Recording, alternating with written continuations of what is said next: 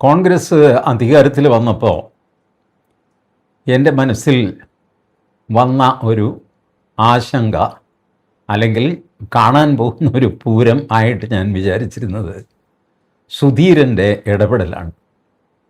സുധീരൻ കോൺഗ്രസ് പൊളിറ്റിക്കിലെ ഒരു മാസ്റ്റർ ഡിസ്റപ്റ്ററാണ്. ഒരു കാര്യം ചെയ്യാൻ സമ്മതിക്കാത്ത മനുഷ്യൻ. അദ്ദേഹം സമ്മതിക്കാത്തതിന് വലിയ ആദർശത്തിൻ്റെ പരിവേഷവും കൊടുക്കും. അത് പെട്ടെന്നൊക്കെ ആൾക്കാർക്ക് മറുപടി പറഞ്ഞ് നിൽക്കാനും പ്രയാസമാണ്. റാഡിക്കൽസ് അവരുടെ ഒരു സ്വഭാവമാണിത്. അവർ അടിസ്ഥാനപരമായ ചില പ്രശ്നങ്ങൾ ഉന്നയിക്കും. അതിന് നമുക്ക് മറുപടി ഉണ്ടാവില്ല. പ്രായോഗിക രാഷ്ട്രീയം എന്ന് പറയുന്നത് അവർക്കറിയാമെങ്കിൽ പോലും വെറുതെ ഉടക്കാനായിട്ട് അവർ ആദർശ രാഷ്ട്രീയം എടുത്തിടും. നമുക്ക് എല്ലാവർക്കും അറിയാം, മദ്യമുക്തമായ ഒരു കേരളമാണ് ഐഡിയൽ ആണല്ലോ. എല്ലാവരും സമ്മതിക്കും. മദ്യം ഉപയോഗിക്കുന്നവർ പോലും സമ്മതിക്കുന്നൊരു കാര്യമാണ്. ഇത് ഉപയോഗിക്കുന്നത് നല്ലതല്ല, ഞങ്ങൾക്കും ഇത് നിർത്തണം എന്നൊക്കെയുണ്ട്. പക്ഷേ അങ്ങനെ അങ്ങ് തുടരുന്നു എന്നേ ഉള്ളൂ. ഇങ്ങനെയൊക്കെയാണ് ആൾക്കാർ. അല്ലാതെ മദ്യം ഒരു അവകാശമാണ്, അത് കുടിക്കുന്നതിൽ യാതൊരു തെറ്റുമില്ല, പോടാ എന്നൊന്നും പറഞ്ഞ് ആരും കുടിക്കാറില്ല. അപ്പോൾ ഇത് അടിസ്ഥാനപരമായ കാര്യമാണ്. ഇത് നാരായണ ഗുരു നമ്മളെ പഠിപ്പിച്ചിട്ടുണ്ട്, മഹാത്മാഗാന്ധി പഠിപ്പിച്ചിട്ടുണ്ട്, ധാരാളം പേര് ഇത് ചെയ്തിട്ടുണ്ട്. പ്രൊഫസർ ജി കുമാരപിള്ള സാറ്, അദ്ദേഹം കവിയും കൂടെ ആയിരുന്നു. അദ്ദേഹം മദ്യനിരോധന സമിതി, professor M P Manmathan, professor G Kumarapillai, Sugathakumari, ഇങ്ങനെയുള്ളവർ വളരെ വലിയ ക്യാമ്പയിനൊക്കെ കേരളത്തിൽ നടത്തിയിട്ടുണ്ട്. ഇപ്പോൾ അവരാരും ജീവിച്ചിരിപ്പില്ല. എന്നാലും ഒരു അനുഷ്ഠാനം എന്നുള്ള നിലയ്ക്ക് VM സുധീരൻ ഇടയ്ക്കിടയ്ക്ക് അത് നടത്തും. അത് കോൺഗ്രസ് സർക്കാരുകൾ അധികാരത്തിൽ വരുമ്പോഴാണ്. എന്നാൽ VM സുധീരനെ പിടിച്ച് ഒരു മന്ത്രിയോ സ്പീക്കറോ എന്തെങ്കിലും ആക്കിക്കഴിഞ്ഞാൽ ഇത് നിർത്തുമോ? അപ്പോഴും നിർത്തുകയില്ല. ആശാനി കച്ചറ ഉണ്ടാക്കിക്കൊണ്ടിരിക്കും. മദ്യനിരോധനം കേരളത്തിൽ സാധ്യമല്ല എന്ന് പ്രായോഗികമായിട്ട് എത്രയോ തവണ തെളിഞ്ഞതാണ്. കേരളത്തിൽ മാത്രമായിട്ട് ഒരു മദ്യനിരോധനം സാധിക്കില്ല. കാരണം തൊട്ടപ്പുറത്ത് തമിഴ്നാടുണ്ട്, അവിടുന്ന് മദ്യം ഇങ്ങോട്ട് വരും, കള്ളവാറ്റുണ്ടാകും. പല രീതിയിൽ ഞാൻ പറയട്ടെ, തിരുവിതാംകൂറിൽ മദ്യനിരോധനം ഉണ്ടായിരുന്നു. പക്ഷേ അത് എടുത്തു കളയേണ്ടി വന്നു. ജനകീയ സർക്കാർ വന്നപ്പോൾ ആദ്യം ചെയ്തൊരു പരിപാടി, അതിൽ ഒരു ഒഴിവുണ്ടാക്കിയിട്ട് ആ വിടവിലൂടെ മദ്യത്തെ കുത്തിച്ചെലുത്തി, അങ്ങനെ വന്നതാണ് മദ്യം. ആ പ്രൊഹിബിഷൻ നിലവിലുണ്ടായിരുന്ന രാജഭരണത്തിൻ്റെ കാലത്ത് പോലും നേരെ ചൊവ്വേ അത് നടപ്പിലാക്കാനൊന്നും സാധിച്ചിരുന്നില്ല. എക്സൈസുകാരന് കൈക്കൂലി കൊടുത്തിട്ട് കള്ളവാറ്റ് നടത്തുകയും ഒക്കെ ചെയ്ത് അതങ്ങനെ ഒരു അലമ്പ് മേഖലയായിട്ടാണ് കിടന്നത്. അതിലും ഭേദമാണല്ലോ ലൈസൻസ് കൊടുത്ത് നേരെ ചൊവ്വേ ഇത് പണ്ടാരടങ്ങട്ടെ എന്ന് വിചാരിച്ചിട്ട് അങ്ങനെ ചെയ്തു. അപ്പോൾ ഉമ്മൻചാണ്ടിയുടെ കാലത്ത് നിങ്ങൾക്ക് ഓർമ്മയുണ്ടല്ലോ, സുധീരൻ വല്ലാത്ത കച്ചറയുണ്ടാക്കി, മദ്യനിരോധനം വേണം. ഉമ്മൻചാണ്ടി 2 സ്റ്റാർ ബാറുകൾ നിരോധിച്ചു, പിന്നെ 3 സ്റ്റാർ നിരോധിച്ചു, പിന്നെ 4 സ്റ്റാർ നിരോധിച്ചു.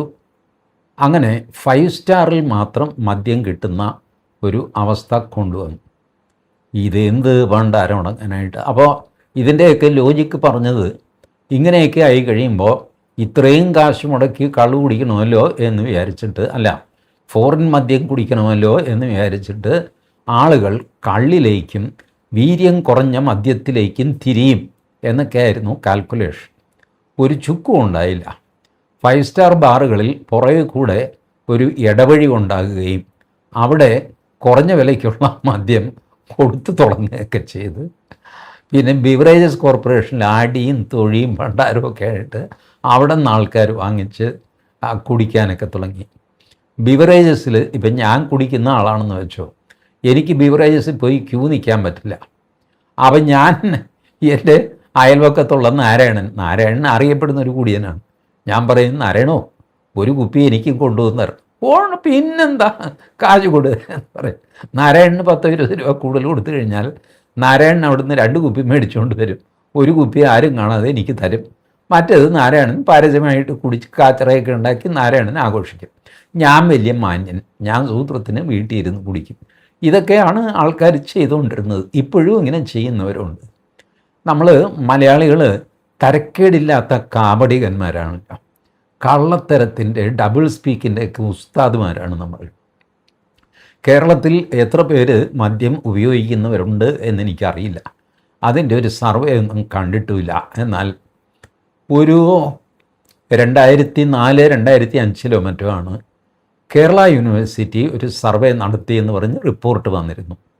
പത്രത്തിൽ വായിച്ചതാണ്, അല്ലാതെ സർവേ റിപ്പോർട്ടിൻ്റെ കയ്യിലില്ല. അന്നത്തെ ഓർമ്മ വെച്ച് പറയുകയാണ്, തെറ്റാണെങ്കിൽ ക്ഷമിക്കണം.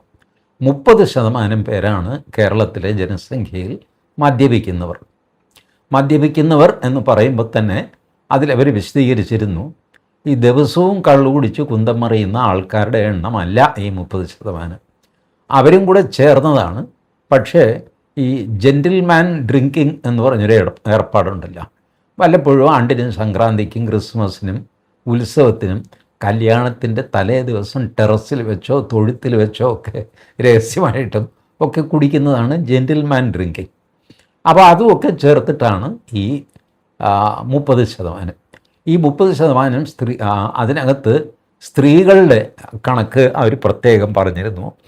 അന്നത് 2% ഇന്നത് 2 എന്ന് എനിക്ക് ഉറപ്പിച്ച് പറയാൻ പറ്റും. അത്രയധികം സ്ത്രീകളെ കുടിച്ച് ഞാൻ റോഡിൽ തന്നെ കണ്ടിട്ടുണ്ട്. ഇവർ കയറി പോകുന്നതും ഇറങ്ങി വരുന്നതും ഒക്കെ കണ്ടിട്ടുണ്ട്. ഇനി ബാറിൽ 500 രൂപയുടെ ചില്ലറ മേടിക്കാനായിട്ട് കയറിയതാണെന്ന് പറഞ്ഞാൽ ഞാൻ തോറ്റു. അതിനൊന്നും എനിക്ക് മറുപടിയില്ല. അല്ല, അങ്ങനെയൊക്കെ പറയാമല്ലോ. ഇപ്പോൾ ബാറിൽ കയറി കുടിക്കാനാണെന്ന് തനിക്കെങ്ങനെ അറിയാം? ഞാൻ 500 രൂപയ്ക്ക് ചില്ലറ ഉണ്ടോ എന്ന് ചോദിച്ചാണ് ബാറിൽ കയറിയതെന്ന് പറഞ്ഞാൽ ഞാൻ തോറ്റു. എന്നാലും ഈ 2% അല്ല ഇപ്പോൾ സ്ത്രീകളുടെ കുടി എന്നാണ് എൻ്റെ ഒരു ധാരണ.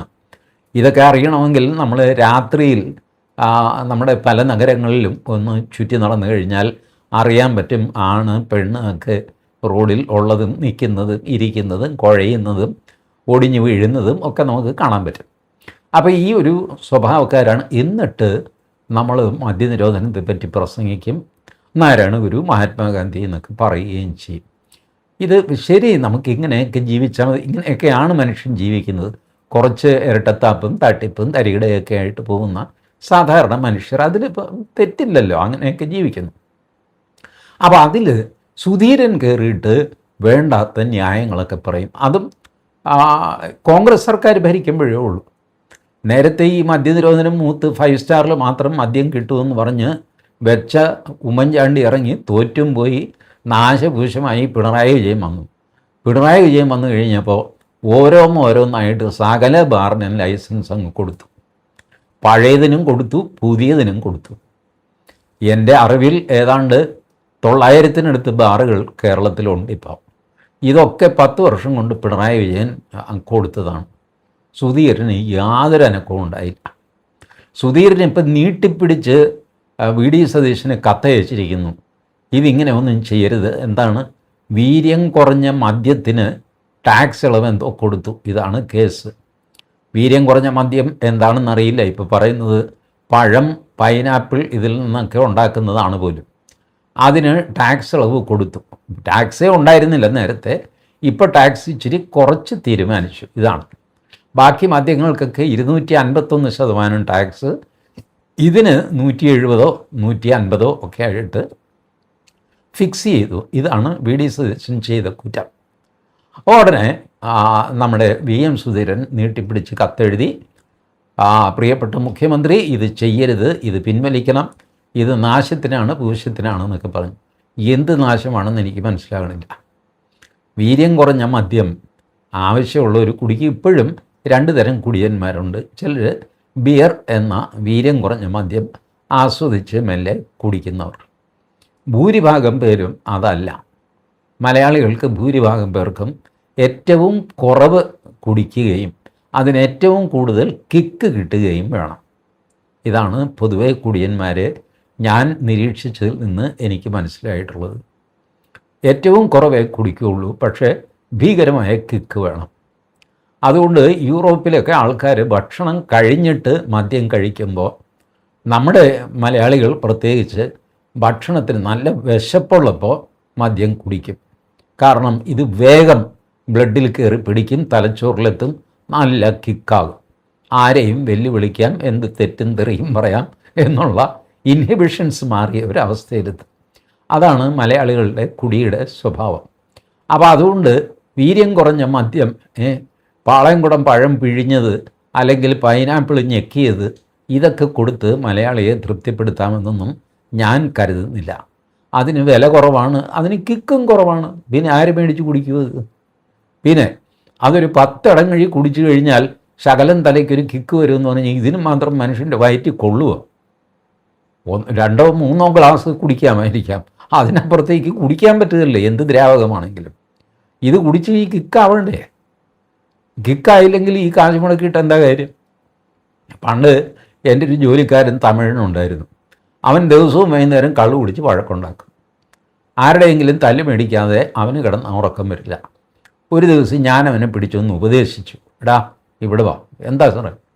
എടാ നീ കള്ളു കുടിച്ചോ, നിൻ്റെ കള്ളുകുടിയൊന്നും നിർത്താൻ എനിക്ക് ഉദ്ദേശിച്ചില്ല, നീ വഴക്കുണ്ടാക്കരുത്. അപ്പോൾ അവൻ നിഷ്കളങ്കമായിട്ട് ചോദിച്ചു, വഴക്കുണ്ടാക്കാൻ അല്ലെങ്കിൽ പിന്നെ കള്ളു കുടിക്കുന്ന എന്തിനാ സാറേ? ചുമ്മാ ഇരിക്കാനാണെങ്കിൽ ചുമ്മാ ഇരുന്നാൽ പോരോ, കള്ളു കുടിക്കും. കള്ളു കുടിച്ചു കഴിഞ്ഞാൽ എന്തെങ്കിലും അടിപിടി ബഹളം ഒരു ഷോയൊക്കെ ഉണ്ടാക്കണം. അതാണ് സാർ. ഞാൻ പറഞ്ഞു, ഞാൻ തോറ്റു, നീ എന്താണെന്ന് വെച്ചാൽ തൊലഞ്ഞോ എന്ന് പറഞ്ഞിട്ട് ഞാൻ അവനെ പറഞ്ഞു വിട്ടു. അപ്പോൾ ഇങ്ങനെയൊക്കെയാണ് ആളുകളുടെ പെരുമാറ്റം. അതുകൊണ്ട് ഈ വീര്യം കുറഞ്ഞത് അങ്ങോട്ട് ആളുകൾ കുടിച്ച് ചീത്തയാകും എന്നൊക്കെ സുധീരൻ സങ്കല്പിക്കുന്നത് ശരിയല്ല. സുധീരന് ഈ മദ്യനിരോധനം വെച്ചങ്ങ് അലക്കണം. ഇത് പുള്ളിയുടെ കോൺഗ്രസ് ഭരിക്കുമ്പോഴാണ് പുള്ളിയുടെ വീര്യം. 10 വർഷം പിണറായി വിജയൻ ഈ തോന്നിവാസം മുഴുവൻ കാണിച്ചിട്ട് ഒരക്ഷരം സുധീരൻ മിണ്ടണമല്ലോ, ഒരു കത്ത് അയക്കണമല്ലോ പിണറായി വിജയന്, ഒരു സമരം ഒരു സത്യാഗ്രഹം നടത്തണമല്ലോ, ഇല്ല. സുധീറിൻ്റെ കൂടെ വേറൊരു ടീമും കൂടെ ഉണ്ട്, KCBC മദ്യവിരുദ്ധ സമിതി. അവരും ഇറങ്ങും. പിണറായി വിജയനുള്ളപ്പോൾ അവർക്കും അനക്കയില്ലായിരുന്നു. ഇപ്പോൾ VD സതീശൻ വന്നു കഴിഞ്ഞപ്പോൾ അവരും അനങ്ങിയിരിക്കുന്നു. അത് ശരിയല്ല, വീര്യം കുറഞ്ഞതോ കൂടിയതോ മദ്യം പ്രോത്സാഹിപ്പിക്കാൻ പാടില്ല എന്നൊക്കെ പറഞ്ഞു. നിങ്ങൾക്കൊരു കാര്യം അറിയാമോ? കേരളത്തിലെ ഏറ്റവും വലിയ അബ്കാരി എന്ന് പറയുന്നത് കത്തോലിക്ക സഭയാണ്.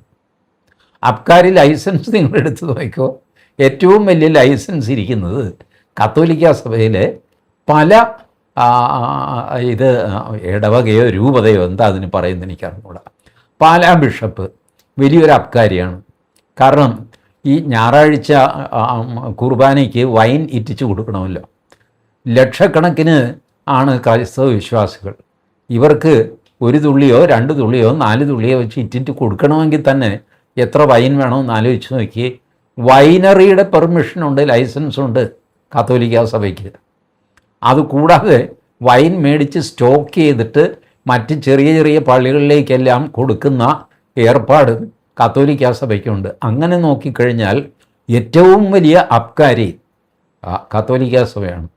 ആ കത്തോലിക്ക സഭയുടെ KCBC, Kerala Catholic bishops conference, അതാണ് KCBC.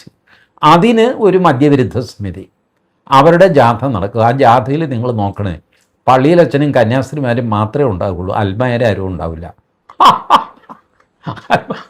അൽമായർ ഈ തട്ടിപ്പിന് ഞങ്ങളില്ല അച്ഛോ, അച്ഛൻ എന്താണെന്ന് വെച്ചാൽ കാണിച്ചോ എന്ന് പറഞ്ഞിട്ട് അൽമായരങ്ങ് മാറിക്കളയും. ഇതാണ് സംഭവം. ഞാൻ അൽമായരെ കുറ്റം പറയുകയോ അവരെല്ലാം കുടിയന്മാരാണെന്ന് പറയുകയോ അല്ല. കുടിക്കാത്ത എത്രയോ ധാരാളം എൻ്റെ ഫ്രണ്ട്സ് തന്നെ ഉണ്ട്, ക്രിസ്ത്യാനികൾ ഒക്കെ കുടിക്കാത്തവരൊക്കെ ഉണ്ട്. ബട്ട് ഈ ഇരട്ടത്താപ്പിന് ആളുകളെ കിട്ടുകയില്ലെന്നേ. കുടിക്കില്ല എന്ന് വിചാരിച്ച് വേറൊരുത്തൻ്റെ കുടി മുട്ടിച്ച് കളയാം എന്ന് പറഞ്ഞിറങ്ങാനും ആളെ കിട്ടില്ല. അവൻ കുടിക്കുകയോ കുടിക്കാതിരിക്കുകയോ, അവൻ്റെ കാശ് അവൻ കള്ളു കുടിക്കുന്നു, നമുക്കെന്താ? ഇങ്ങനെ ചിന്തിക്കുന്നവരാണ് കൂടുതൽ. ഇത് അത്ര വലിയൊരു ക്യാമ്പയിനൊന്നുമാണ് എന്ന് സുധീരൻ വിചാരിക്കരുത്. കോൺഗ്രസിൻ്റെ സർക്കാരിനെ, സ്വന്തം സർക്കാരിനെ എംബറാസ് ചെയ്യുന്ന ഈ കലാപരിപാടി ഇനിയെങ്കിലും സുധീരൻ അവസാനിപ്പിക്കണം.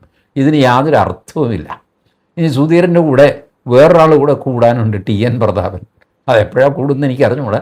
മിക്കവാറും ആശാൻ എവിടെ നിന്നെങ്കിലും ഉറങ്ങി കിടക്കുന്നത് എണീറ്റ് വന്നിട്ട് സിന്താവ എന്നൊക്കെ പറഞ്ഞിട്ട് സുധീരൻ്റെ കൂടെ തുള്ളും.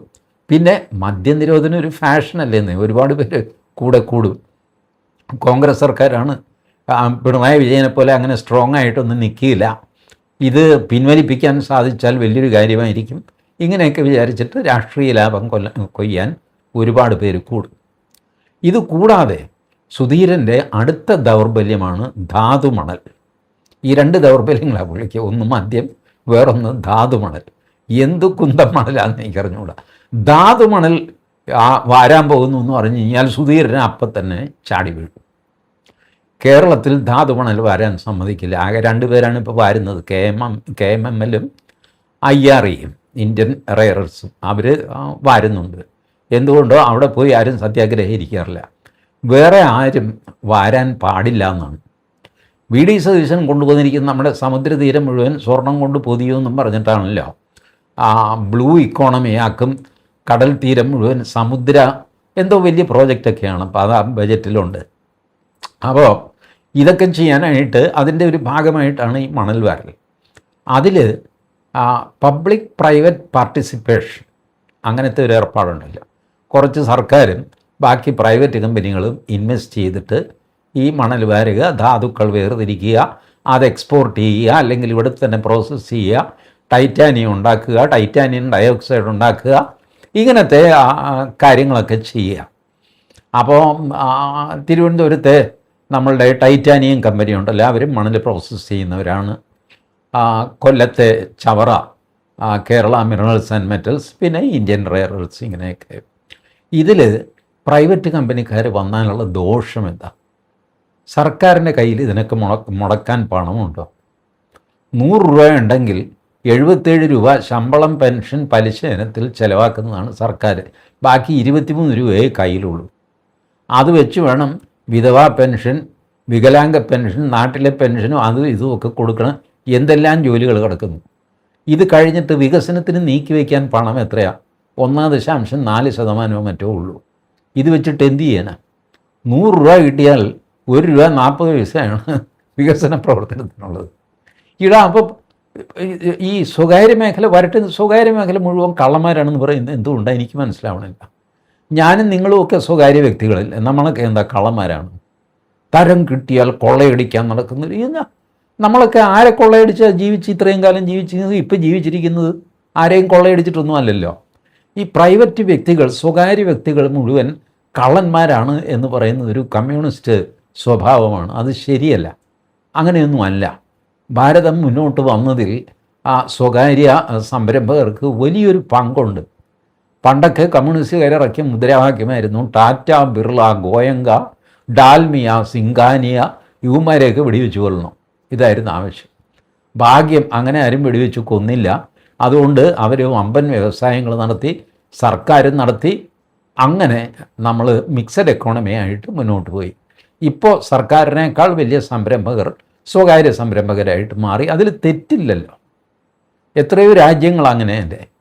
സ്വകാര്യ കമ്പനികൾ കുറേ കൂടെ എഫിഷ്യൻ്റായിട്ട് നടക്കും എന്നുള്ളത് നമ്മുടെ അനുഭവമല്ലേ. അവരുടെ മൂലധനം എടുത്ത് ധാതുമണൽ മുടക്കിയാൽ എന്താ അതിൻ്റെ കുഴപ്പം എനിക്ക് മനസ്സിലാകുന്നില്ല. ഈ VM സുധീരൻ ഈ ബഹളമൊക്കെ മണൽ വാരരുതെന്ന് പറഞ്ഞ് നടക്കുമ്പോൾ തമിഴ്നാട്ടിൽ ഉള്ള മണൽ കച്ചവടക്കാരുണ്ടല്ലോ, അവിടെയും ധാതുമണൽ, മണവാളക്കുറിച്ചി എന്നൊക്കെ പറഞ്ഞിട്ട് ധാതുമണലുള്ള ഏരിയകളുണ്ട്. VV മിനറൽസ് എന്നൊക്കെ പറഞ്ഞ് വലിയ കമ്പനികളൊക്കെ ഉണ്ട്. അതിലേതോ കമ്പനികളൊക്കെ കേരളത്തിൽ വന്നിട്ട് ഈ മണ്ണ് വാരി കൊണ്ടുപോകും. സുധീരന് ഒരു കുഴപ്പമില്ല. അതിൻ്റെ പേരിൽ ആരോപണം വരെ സുധീരൻ കേട്ടിട്ടുണ്ട്. അതായത് തമിഴ്നാട്ടിലെ വ്യവസായ ലോബിക്ക് വേണ്ടിയിട്ടാണ് സുധീരൻ ഇവിടെ സമരം ചെയ്യുന്നത്. അവർ വാരിക്കൊണ്ടുപോട്ടെ, ഇവിടെയുള്ളവർ വാരരുത്, അതിന് വേണ്ടിയിട്ടാണ് ചെയ്യുന്നത്. ഇതിൻ്റെ സത്യാവസ്ഥ എനിക്ക് അറിഞ്ഞുകൂടാ കേട്ടോ. കാരണം ഈ വ്യവസായ ലോബികൾ പ്രവർത്തിക്കുമ്പോൾ പല രീതിയിലുള്ള ആരോപണങ്ങൾ, അഴിമതി ആരോപണങ്ങളൊക്കെ കൊണ്ടുവരും. അതൊന്നും വിശ്വസിക്കാൻ പറ്റില്ല. പക്ഷേ അങ്ങനെ അതുണ്ട് എന്ന് സംശയം തോന്നിക്കുന്ന പല പ്രവൃത്തികളും ഈ പരിസ്ഥിതിയുടെ പേരിൽ സമരം ചെയ്യുന്നവരുടെ ഭാഗത്തുനിന്ന് ഉണ്ടാകാറുമുണ്ട്. എന്തുമായിക്കോട്ടെ, വലിയ ഉപദ്രവമൊന്നും ചെയ്യാത്ത 2 പോളിസി ഡിസിഷൻസാണ് VD സതീശൻ്റെ ഈ വീര്യം കുറഞ്ഞ മദ്യത്തിന് ടാക്സ് കുറവ് നിശ്ചയിച്ചതും പിന്നെ ധാതുമണൽ ഖനനത്തിന് പ്രൈവറ്റ് പാർട്ടിസിപ്പേഷനും കൂടെ സ്വാഗതം ചെയ്തത്. വെറുതെ അതിനെ പാര വെച്ചിട്ട് കേരളത്തിൽ ഉണ്ടാകാൻ പോകുന്ന എന്തെങ്കിലും പുരോഗതി, ഓൾറെഡി സ്റ്റെബിലൈസ്ഡ് ആയിരിക്കുന്ന മദ്യരംഗം, അതിൽ ഇൻസ്റ്റെബിലിറ്റി കുത്തിവെച്ച് അലമ്പാക്കുക, ഇതിൻ്റെയൊന്നും യാതൊരു ആവശ്യവുമില്ല. പക്ഷേ ഇതിപ്പോൾ സുധീരനെ ആര് പറഞ്ഞു മനസ്സിലാക്കും? ആരെങ്കിലും പറഞ്ഞ് മനസ്സിലാക്കട്ടെ, അല്ലെങ്കിൽ വരുന്നത് അനുഭവിക്കട്ടെ. Thank you.